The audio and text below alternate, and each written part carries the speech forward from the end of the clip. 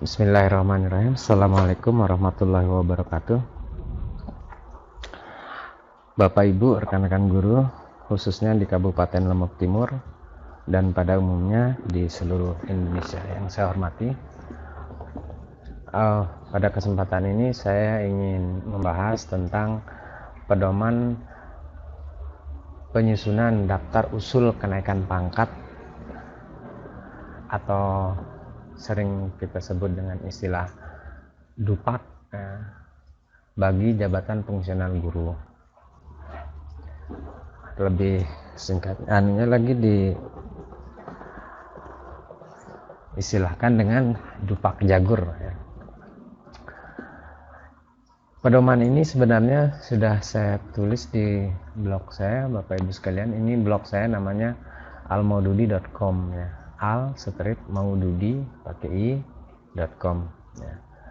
Jadi ada pada tulisan paling baru ya tentang pedoman pengajuan usul penetapan angka kredit jabatan guru ke depan. Ya. Sebelumnya ada disclaimer dulu Bapak Ibu sekalian, permakluman bahwa pedoman yang akan kita bahas ini sebenarnya berlaku pada Dinas Pendidikan dan Kebudayaan Kabupaten Lombok Timur, Provinsi Nusa Tenggara Barat. Nah, tetapi Bapak Ibu, kalau kita lihat dari dasar hukumnya dan prosedurnya, ini sebenarnya sama saja bisa berlaku untuk Bapak Ibu yang ada di luar daerah Kabupaten Lombok Timur ya. Jadi pada prinsipnya sama lah. Jadi ada beberapa ada beberapa item yang mungkin secara khusus hanya berlaku di Kabupaten Lombok Timur, tapi pada dasarnya semuanya sama saja.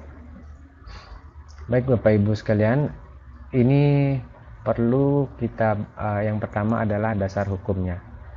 Dasar hukum dari pedoman ini ya. Nah, ini sebaiknya ya sebagai seorang guru, seorang pendidik selalu harus kita juga perlu paham tentang regulasi-regulasi atau aturan-aturan yang berlaku ya. Misalnya ini ada kaitannya dengan kenaikan pangkat, maka regulasi-regulasi ini perlu kita pahami, kita tahu, paling tidak kita tahu dan kita pahami, karena ini sangat erat sekali kaitannya dengan tupoksi kita sebagai seorang guru. Ini ada dasar hukum dari pedoman ini adalah ada Undang-Undang Nomor 20 tentang Nomor 20 tahun 2003 tentang Sisdiknas. Kemudian ada Undang-Undang Nomor 14 tahun 2005 tentang guru dan dosen, Undang-Undang Nomor 5 tahun 2014 tentang ASN, PP 74 2008 kemudian dirubah dengan PP 19 tahun 2017, ada PP 46 2011 tentang penilaian prestasi kerja pegawai negeri sipil ya, jadi PPK PNS. Kemudian ada peraturan Menpan RB nomor 16 tahun 2009 tentang jabatan fungsional guru dan angka kreditnya. Ini penting ini ya. Ini sudah ya. Ada 11 di sini dia ada 11 undang-undang, ada 11 peraturan ya, regulasi yang terdiri dari undang-undang, kemudian peraturan pemerintah, ada peraturan menteri ya. Ada peraturan kepala BKN dan sebagainya. Ini ada 11. Nah, kemudian di blog ini Bapak Ibu sekalian, ini kalau mau tahu isinya, ini tinggal diklik linknya, bisa di-download. Alangkah bagusnya di print. Ya, ini ada tuh. Tinggal diklik udah langsung terdownload. Ini ada Undang-Undang Nomor 20 tahun 2003. Begitu juga ini ada Undang-Undang Nomor 14 tahun 2005 tentang guru dan dosen.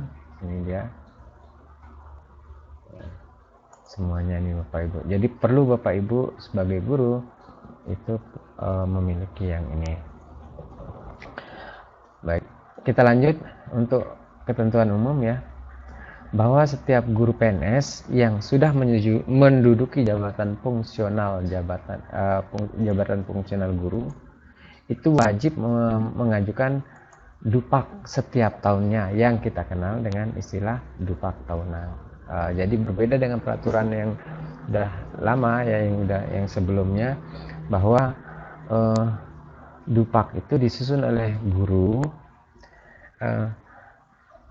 minimal 2 tahun ya, 4 semester atau 8 jauh kalau peraturan sebelumnya.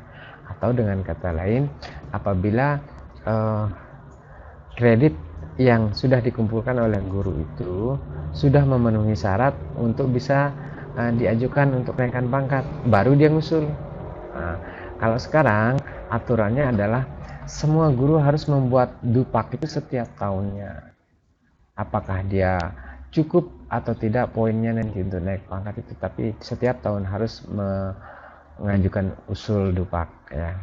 Nanti kredit yang terkumpul itu kemudian diakumulasi, setelah cukup semuanya baru bisa dijadikan untuk naik pangkat. Jadi menyusun dupak tahunan itu tidak semerta-merta gitu bisa digunakan untuk naik pangkat. Jadi misalnya tahun ini menyusun dupak berarti harus bisa naik pangkat, belum tentu begitu. Tapi yang penting kita harus menyusun dupak setiap tahunnya. Kemudian kedua, guru PNS yang belum diangkat dalam jabatan fungsional guru tidak diwajibkan untuk mengajukan dupak. Sebab ada guru PNS jika masih statusnya bukan fungsional. Guru itu kan termasuk golongan fungsional, jabatannya itu fungsional tertentu ya. Jadi ada juga teman-teman guru terutama yang baru diangkat atau dari K2 kemarin itu, bahwa jabatannya itu masih fungsional umum ya. Ada yang masih struktural, kadang-kadang ada yang masih jabatan fungsional umum ya. Sedangkan guru itu adalah jabatan fungsional jabatan fungsional tertentu ya. Jadi harus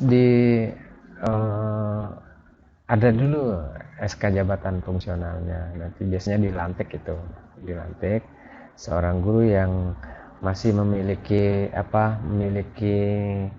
jabatan fungsional umum, kemudian terbit SK jabatan fungsional tertentunya sebagai guru, maka dia biasanya dilantik. Nah, guru yang belum memiliki atau belum diangkat menjadi jabatan fungsional guru itu tidak diwajibkan untuk membuat dupak. Jadi tunggu dia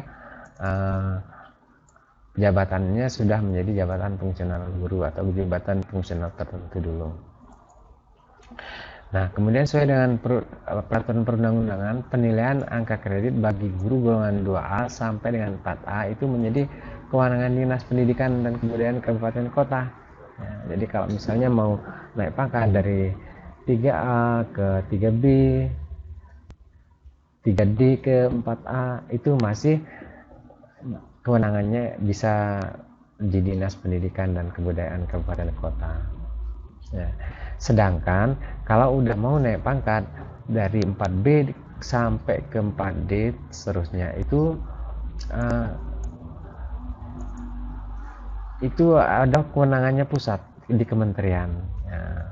Jadi tapi tentu saja usulnya melalui Dinas Pendidikan dan Kebudayaan Kabupaten Kota atau Dinas Pendidikan Kabupaten Kota. Jadi usulnya alamatnya ke pusat melalui Dinas Pendidikan Kabupaten Kota. Itu yang ketiga, 4 ya.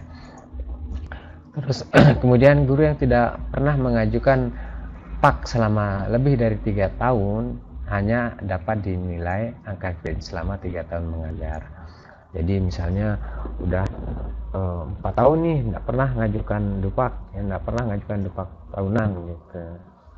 Kemudian sekali-kali dia rapel sampai 5 tahun gitu, sehingga berkasnya numpuk selama 5 tahun itu. Nah, kalau begitu kasusnya, maka yang dinilai hanya 3 tahun terakhir saja. Jadi 2 tahun sebelumnya itu tidak nilai. Oke, jadi itu perlu diperhatikan Bapak Ibu sekalian ya. Terus untuk masa penilaian angka kredit itu terhitung 1 Januari sampai 31 Desember. Itu masa penilaian. Tiap tahunnya berlaku, kecuali bagi guru yang memungkinkan dapat dipertimbangkan kenaikan pangkatnya atau jabatannya, maka dia dapat mengajukan dupak jika perolehan angka kreditnya memenuhi persyaratan untuk kenaikan pangkat dan atau jabatan. Umpama begini nih, nah ini ada temen misalnya, dia mau dari 4A ke 4B. Nah, ketika dia menyusun dupak, itu untuk pengembangan diri, publikasi ilmiah, itu kan minimal dipersyaratkan adalah ada angka kreditnya 12 angka kredit untuk publikasi ilmiah, wajib itu ya. Kalau tidak ada itu, kalau tidak cukup yang 12 angka kredit untuk item pengembangan publikasi ilmiah, walaupun kredit atau poin-poin di tempat lain, di item yang lain itu melampaui, tetapi pada publikasi ilmiah dia tidak cukup 12, maka tidak bisa naik pangkat ya. Nah, misalnya sekarang untuk publikasi ilmiah dari 4A ke 4B itu dibutuhkan 12 angka kredit. Sedangkan setelah dia hanya memiliki 11 misalnya, kurang 1 poin. Nah, kurang 1 poin. Nah, itu bisa saja nanti kalau 1 poin itu bisa dicukupi dengan membuat jurnal yang dipublikasikan secara nasional atau bagaimana, maka cukup dia. Nah, karena dia tinggal 1 poin, nah maka guru yang seperti ini sebenarnya ketika dia menyusun dupak itu menurut perhitungannya dia itu sudah pas dia 12 angka kreditnya, tetapi oleh tim penilai ternyata yang diakui hanya 11, jadi tinggal 1. Maka yang seperti ini ya,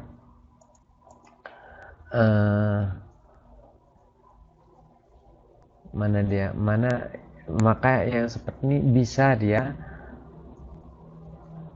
mengajukan dupak ya, dupak dengan tidak mengikuti aturan yang tadi, yang masa penilaian ini ya 1 Januari. Sebab yang satu itu misalnya membuat jurnal itu bisa diperoleh dalam 1 semester, ya bisa saja dia langsung ini, kecuali bagi guru yang memungkinkan dapat dipertimbangkan untuk kenaikan pangkat dan jabatan dapat mengajukan dupak jika perolehan angka kreditnya dianggap memenuhi syarat untuk kenaikan pangkat atau jabatan ya, itu ya. Kemudian berikutnya, guru yang sudah mendapatkan pak dan dapat dipertimbangkan untuk kenaikan pangkat atau jabatan tidak wajib mengajukan dupak sampai ditetapkannya keputusan kenaikan pangkatnya. Misal ini sekarang untuk penyusunan dupak tahunan 2020 ya, tetapi ternyata yang bersangkutan paknya sudah terbit per Desember gitu, atau per November lah untuk kenaikan pangkat periode April misalnya.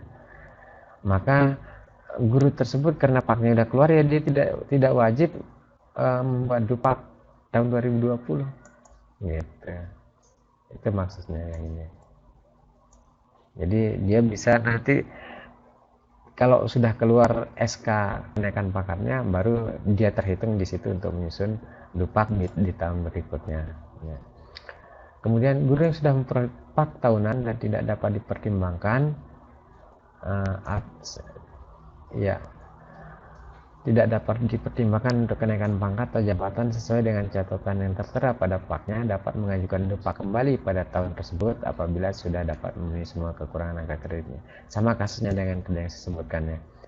Nah, ijazah yang kemudian kalau misalnya mau masukkan ijazah ya untuk angka kredit, itu syaratnya itu harus kuliahnya itu tidak melalui kuliah jarak jauh atau kuliah kelas jauh, ya, itu kan banyak itu kejadian sekarang ya. Universitas A tempatnya di luar daerah, kemudian membuka kelas jauh di tempat kita misalnya, dapatlah ijazah gitu. Nah, ijazah yang diperoleh dengan kuliah jarak jauh seperti itu tidak bisa diperhitungkan untuk penilaian angka kredit. Yang paling penting di sini adalah proses pengajuan DUPAK ini tidak dipungut biaya apapun. Nah, itu ya, itu ketentuannya Bapak Ibu sekalian. Nanti kalau ada yang belum jelas, silakan bisa ditanyakan, tulis di komen di bawah. Oke. Ya. Nah, bagaimana prosedurnya? Nah, prosedurnya begini, kepala sekolah dan guru harus melengkapi berkas DUPAK ya. Kecuali guru golongan ruang 4B sampai 4D yang mau naik pangkat, misalnya dari 4B ke 4C mau naik pangkat, nah yang belum memenuhi semua unsur penilaian kredit angka ini hanya melengkapi laporan hasil PKG atau PKS. PKG ini untuk guru, PKKS ini untuk kepala sekolah, dan dikirim kolektif melalui UPTD kecamatan masing-masing ya. Jadi kepala sekolah sama guru yang melengkapi berkas ya. Kemudian setelah berkasnya lengkap, itu dikirim secara kolektif melalui UPTD kecamatan masing-masing ya. Jangan sendiri-sendiri gitu, nganter ke dinas langsung, nah, atau melalui minta bantuan orang nganterkan ini ya, secara kolektif masing-masing sekolah supaya lebih terkoordinir, itu maksudnya. Terus di UPTD setelah diserahkan ke PTD, maka petugas di UPTD kecamatan itu menerima, menghimpun, membuatkan surat pengantar secara kolektif kepada Kepala Dinas Pendidikan Kabupaten Kota. Kalau dalam hal ini adalah Kabupaten Lombok Timur. Nah, berkas DUPAK yang masuk di PTD itu ingat para petugas di UPTD itu tidak seperti tahun sebelumnya itu, maka berkas-berkas itu tidak perlu diverifikasi sama UPTD ya. Jadi hanya menerima, UPTD itu hanya menerima, kemudian membuat surat pengantar untuk dikirim ke dinas. Selanjutnya verifikasi berkas itu nanti dilaksanakan oleh tim di Dinas Pendidikan Kabupaten Kota ya, dan tim penilai angka kredit kabupaten kota gitu. Jadi ingat ya, sekali lagi bahwa berkas DUPAK UPTD itu tidak perlu memverifikasi berkas. Ini hanya menerima dan membuat pengantar, selanjutnya dikirim ke dinas. Nanti di dinas akan diverifikasi berkas itu oleh tim verifikator dan tim penilai angka kredit di dinas. Oke. Selanjutnya surat pengantar dari UPTD kecamatan Unida yang seperti tadi ya, sudah diantar, akan diproses lebih lanjut ya. Sedangkan usul DUPAK bagi golongan ruang 4B ke 4 sampai dengan 4D ya, misalnya mau naik pangkat dari 4B ke 4C, dari 4C ke 4D, nah, kalau sudah memenuhi semua unsur penilaian ini akan diusulkan ke kementerian untuk mendapat. Jadi nanti yang menentukan atau yang melaksanakan prosesnya untuk golongan 4B sampai dengan ke 4D itu adalah pusat. Oke. Lalu apa saja berkas yang harus disiapkan? Oke, ini yang pertama adalah ingat fotokopi sah SK kenaikan pangkat terakhir. Jadi yang disahkan oleh atasan masing-masing ya. Misalnya guru, SK kenaikan pangkat terakhirnya difotokopi, kemudian dilegalisir atau disahkan oleh kepala sekolah. Lalu bagaimana dengan kepala sekolah?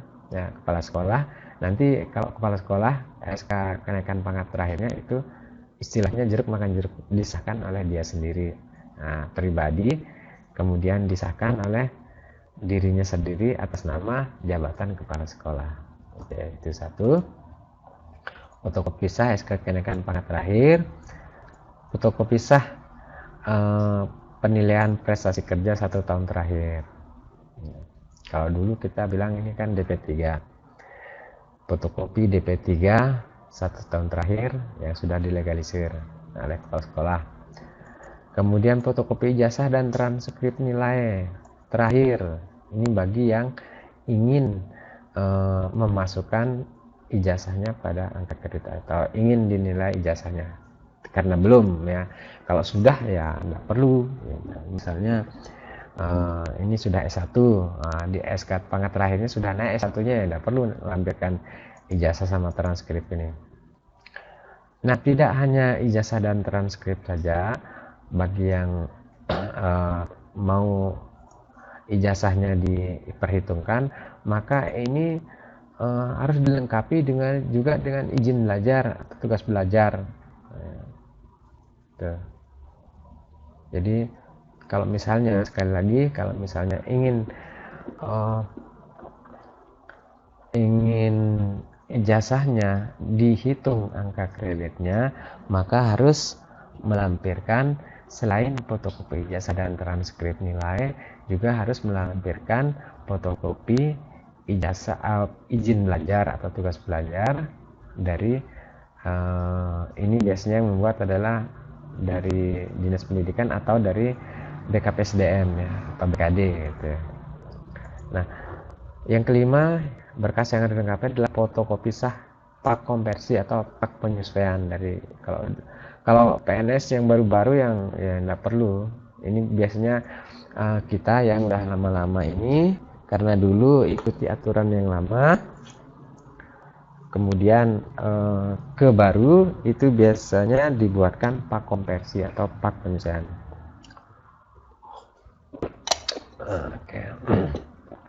Kemudian dijelaskan lagi, bagi guru yang sudah memperoleh kenaikan pangkat tahun 2015 ke atas, tidak perlu melampirkan pak konversi, tetapi harus melampirkan pak kenaikan pangkat terakhir atau pak terakhir, yaitu pak yang angka kreditnya sama dengan angka SK kenaikan pangkat terakhir. Ya, itu bagi yang ada SK pangkatnya tahun 2015 ke atas, maksudnya 2014, 2013 dan seterusnya. Berikutnya setelah pak konversi, ada fotokopi pak tahunan yang terakhir yang dimiliki. Ada semuanya ini ya, disahkan dilegalisir. Kalau fotokopi itu harus dilegalisir. Kemudian ada fotokopi karpek, fotokopi sertifikat pendidik ya, bagi guru yang sudah sertifikasi. Kalau belum sertifikasi, apa yang mau dilampirkan? Ya nggak perlu. Ini yang nomor 9 ini adalah bagi yang sudah sertifikasi. Kemudian ada fotokopi sah SK jabatan fungsional terakhir. Ya, sebab selain kita memiliki SK kenaikan pangkat, itu biasanya kita juga mempunyai SK jabatan fungsional. Misalnya SK pangkat 4A itu gandeng dengan SK jabatan fungsional guru madya gitu. Terus berikutnya adalah fotokopi SK pembagian tugas terakhir.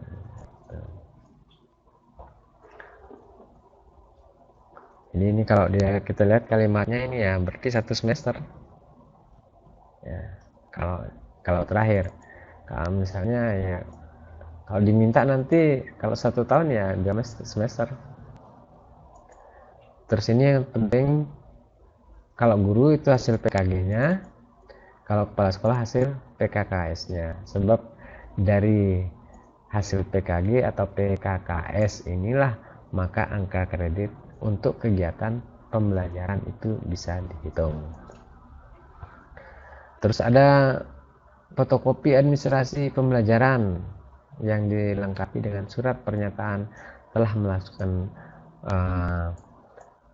proses pembelajaran atau pembimbingan yang dibuat oleh guru dan diketahui oleh atasan langsung. Administrasi pembelajaran ini terdiri dari RPP, silabus, program semester, dan program tahunan. Tetapi yang ini tidak perlu atau tidak wajib dilampirkan. Yang RP maksudnya ini RPP, silabus, program semester, dan program tahunan ini tidak perlu dilampirkan, tidak perlu dilampirkan di dalam berkas, hanya harus ada, disimpan di sekolah. Ya, jadi tidak perlu dikirim. Yang perlu ada itu adalah ini, ada surat pernyataan dari kepala sekolah tentang bahwa yang bersangkutan sudah melakukan proses pembelajaran atau bimbingan. Ya. Terus fotokopi berkas penunjang yang lain, ya, misalnya ingin dinaikkan atau dinilai, ini bisa di dalam pengembangan keprofesian, pengembangan profesi, bisa juga pengembangan diri, bisa juga istilahnya unsur penunjang, ya, penunjang profesi. Misalnya kalau yang pengembangan diri itu terdiri dari publikasi ilmiah dan pengembangan diri.